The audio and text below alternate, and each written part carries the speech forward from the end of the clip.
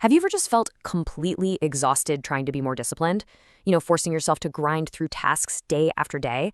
Well, if that sounds familiar, this is going to completely reframe how you see the whole thing. We're going to unpack why the way most of us think about discipline is just fundamentally flawed.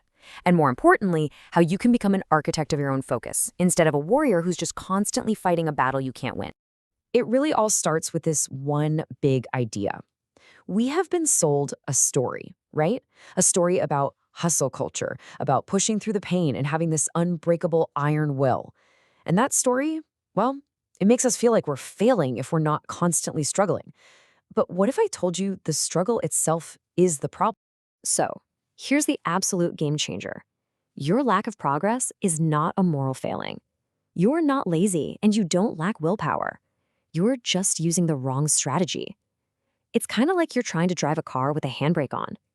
The answer isn't to slam your foot on the accelerator harder. It's to release the brake by designing a much, much better system. All right, here's our game plan. First, we're going to totally dismantle that willpower myth. Then, we'll get into why our brains feel so mismatched for the world we live in today. After that, we're jumping into the practical stuff, the architect's toolkit, and this super powerful decide one's rule. And finally, we'll wrap it all up by cementing your new identity as an architect, not a warrior. Okay, let's dive right into our first section, the willpower myth. This is that whole idea that discipline is about forcing yourself to do things. A belief that's not just kind of ineffective, but as we're about to see, it's just completely exhausting. Now get this. The most disciplined, most productive people on the planet, they are not white-knuckling their way through the day. They have built systems that make the right choices feel almost automatic. I mean, think about someone you know who never, ever misses a workout. It's probably not because they have some kind of superhuman motivation every single day. No way. It's because they've made it a non-negotiable part of their schedule. So for them, discipline actually requires less effort, not more. Okay, so why does it feel so ridiculously hard for the rest of us? The answer isn't in our character, it's actually in our biology and the crazy environment we live in. And that brings us to our next point. Picture this. Our ancestors' brains evolved in what you could call a dopamine desert. Rewards were rare, they took a ton of physical effort to get.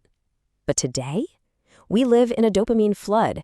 Your phone is literally a slot machine in your pocket, and it has been engineered by thousands of specialists to make sure you never, ever feel a single second of boredom. Your brain isn't fighting a fair fight here. And I really want you to hear this, because it gets to the heart of the real issue. You do not have a broken brain. You have an overwhelmed brain. When your baseline for stimulation is through the roof from all these cheap dopamine hits, of course normal, important things like focused work or reading a book feel intolerably boring. The solution isn't to just force yourself harder, it's to fix the environment. So if we're not supposed to be fighting all the time, what's the alternative? Well, we need to start building. This next section, the Architect's Toolkit, is all about the practical tools you can use to re-architect your focus from the ground up and finally regain control. The single greatest predictor of long-term success isn't your IQ or some innate talent. It's this: boredom tolerance. You can think of it as the muscle of nothing.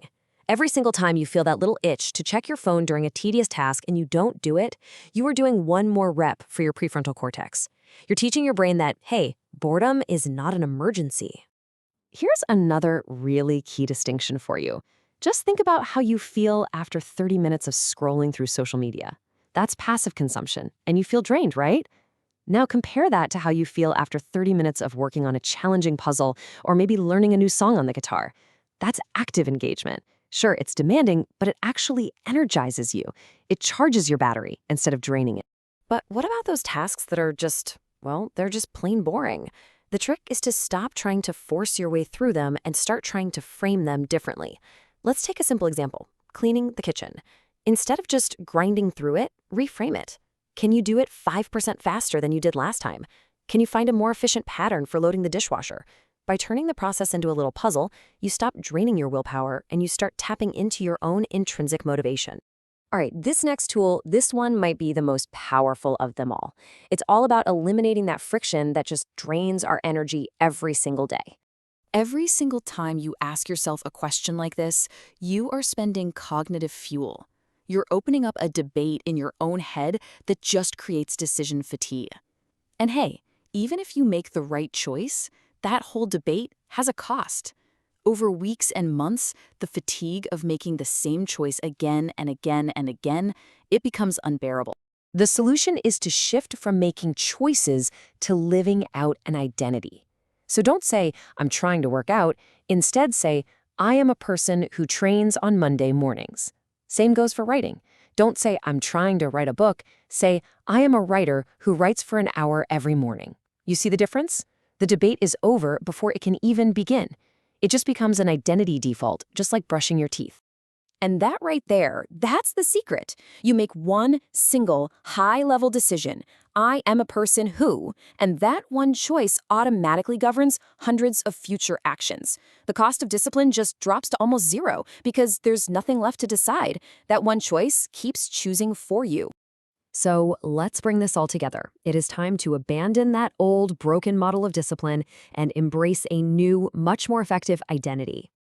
If you remember one thing from all of this, let it be this. Stop seeing discipline as some reflection of your inner strength or weakness. It's not. It is simply the result of the system that you're operating in. If your defaults are good, discipline becomes easy. If your defaults are bad, it becomes nearly impossible. Your new job isn't to fight harder, it's to design smarter. An architect designs an environment where the right choice is the easiest choice. It's the default choice. You build a system where focus and good habits are simply the path of least resistance. So I'll just leave you with this thought. Stop fighting the machine and start rewiring it. Think about one area of your life. Could be your morning routine, your work blocks, your health. What is the first high-level decision you can make, the first system you will design to become the architect of your own discipline?